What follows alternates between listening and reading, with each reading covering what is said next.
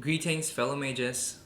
Exalt here, bringing you your daily dose of magic Manastrike. How are you guys doing? Happy weekend. You're still looking at my alternate account where I use Vraska as my main. Let's go black and green. This one video is fairly new. I'd like to start a segment which I'd like to call Magic Card Spotlight, where we analyze and break down cards and what makes them good, their shortcomings, and why you may want to put them into your deck. Right? I've been having some challenges with my Vraska account, so I took some inspiration from the leaderboards, and I suggest you guys do the same thing too. So I looked at the global rankings and searched for the top Vraska player, currently 16. I'm not sure I know how to read the only thing I can read is E, which is that that character. That's the only character I can read. Yeah. So I copied this deck, which makes use of the Skull Catapult, the Haunted Guardian, the Grinning Demon, and then Birds of Paradise, of course, which is what we're going to feature today. Then your Accursed Spirit, Circle of Pain, and last but not least, your Hedron Scouts. Hedron, I don't know how it's pronounced.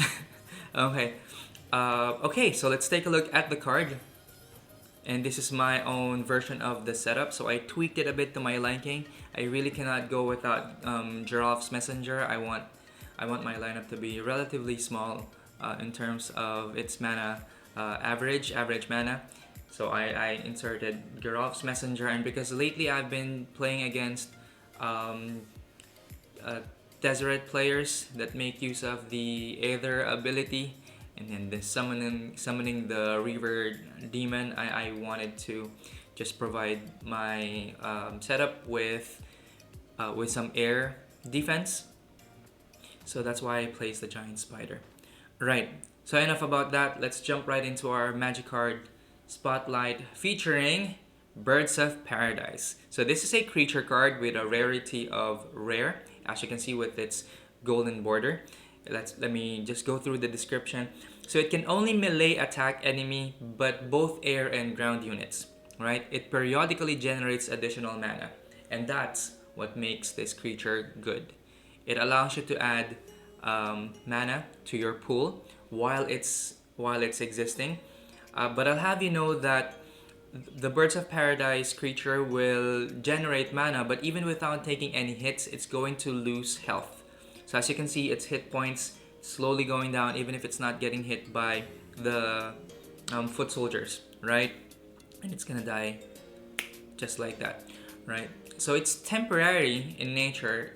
It's not really a permanent creature that's on the field. It has a relatively small HP. I'm currently at level 3, and its attack is 106. But really, you're getting the Birds of Paradise for its ability to generate mana. If you have one Birds of Paradise on the field, that's great. If you have two, even better. I've already been saved by this creature several times by allowing Vraska to just keep on spamming creatures one after the other, because I have plenty of mana to spend. Alright, and really that's what that creature is all about. And I wanted to start the Magic Card Spotlight segment with something simple, just Birds of Paradise, and right now I'm going to show you a video about how I've managed to use it. You will see in this setup, with the last match I played against Kyonuma of Last Fort, you can see that the quality of his cards are pretty awesome. He has a bunch of level 5s, 1, 2, 3 level 5s, 1 level 4, and 3 level 6s. While on my end, the highest level card that I have is level 4. And I have 2 level 3s, which is the Birds of Paradise and the Accursed Spirit. Right? So, you will see that in this video, Kyonuma would dominate. Let's play it. Kyonuma will dominate the field during the initial stages when I'm not able to generate that much mana just yet. So I take advantage of the Birds of Paradise, generate mana, right, so that I can spawn creatures faster than him. So that towards the end of the game, you will find that he'll be defending. Let's see the Birds of Paradise ability in action. You see that there was a +1 on top of it. That means it added mana onto your pool.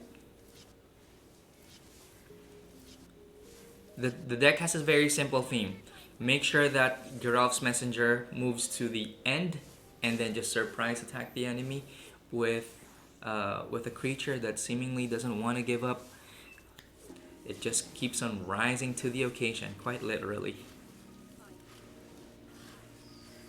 That was bad positioning on my end. I already have his rider was already looking at my main guardian, but it was very difficult to defend because of the high quality of the cards that he has.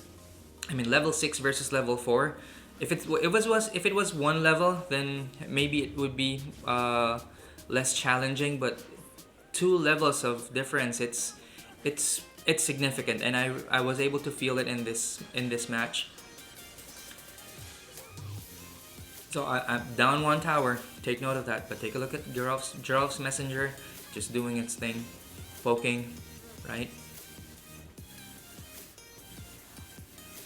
Oh, I'm gonna drop Birds of Paradise so I can generate more mana. What's great about Birds of Paradise is another thing that's great about it is that even if it's just temporary, over time it'll make up for the mana that it consumed. So you have a free creature on the field, right? And if you have several of them producing mana at the same time, it's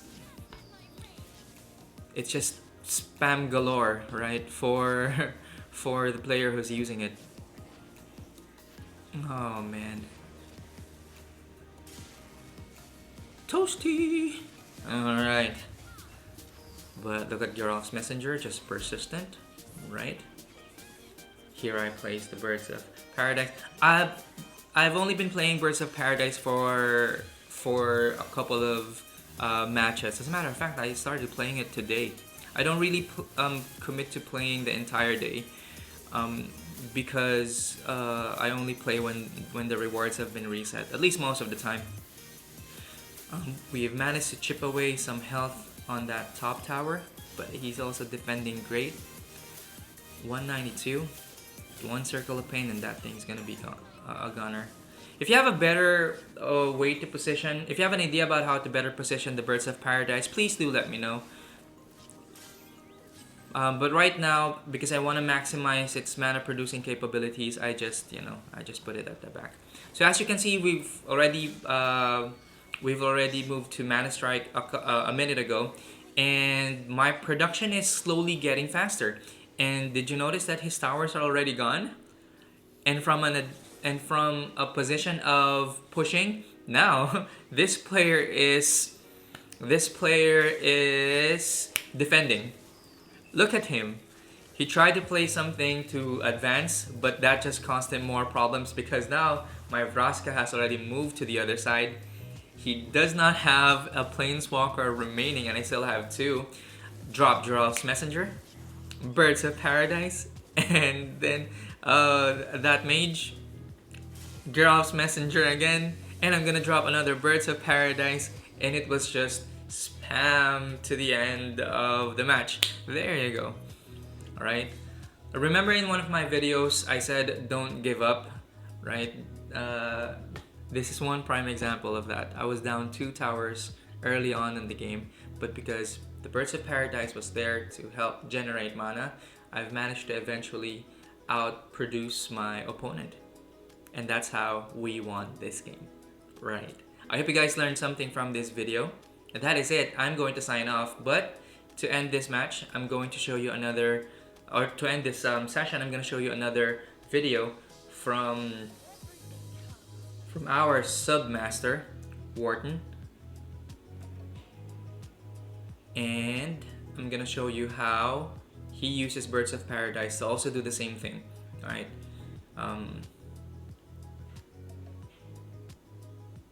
There you go. Let's take a look at this one.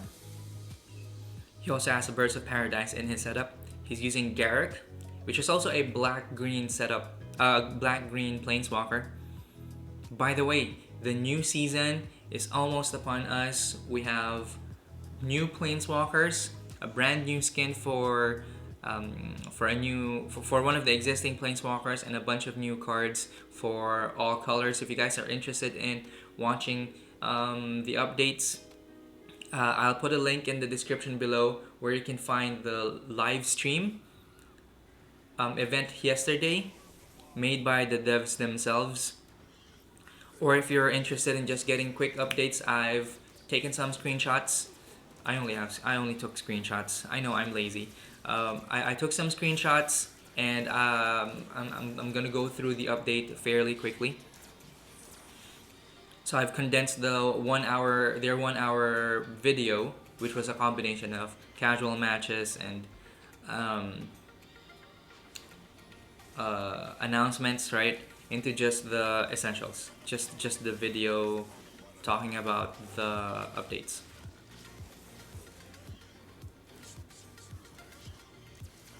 Where the birds of paradise really shine is towards the end, when you manage to put multiple birds of paradise on the field. Can you imagine if per second you're going to produce 4 mana, right? So you have 2 birds of paradise that produce 2 mana each, and then during the Manastrike stage, maybe not per second, maybe every 2 seconds, right?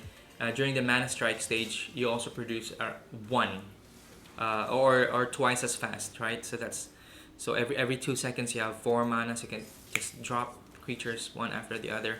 My math is not exact, but I just know that it's quicker if you have the birds of paradise in place. And Wharton and Lene is about to enter Manastrike in 10 seconds, and here we'll see how the birds of paradise shine. Now my buddy Wharton here makes use of the birds of paradise a little more aggressively. He uses it to clear the field and defend, whereas I mainly use it just to generate mana, right? It's a way for me to cycle the cards efficiently.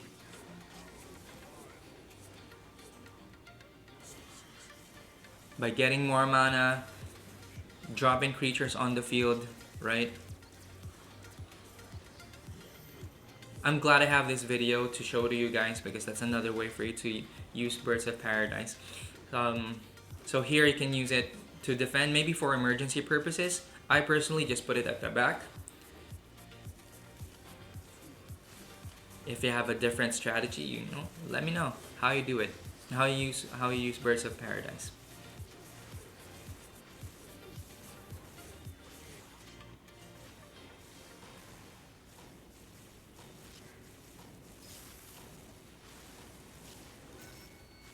And we are going to sudden death.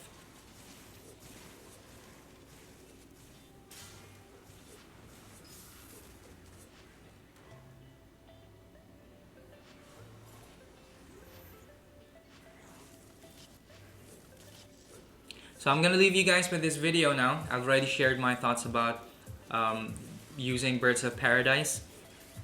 You guys have a great time. Enjoy Wharton's match. He's chipped away the health of those towers pretty significantly.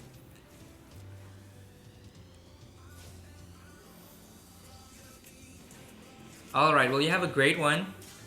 Enjoy the rest of the match, and I'll see you in the there is no rest of the match. Great job, Wharton. And I'll see you in the next video. This is Exalt signing off. Peace.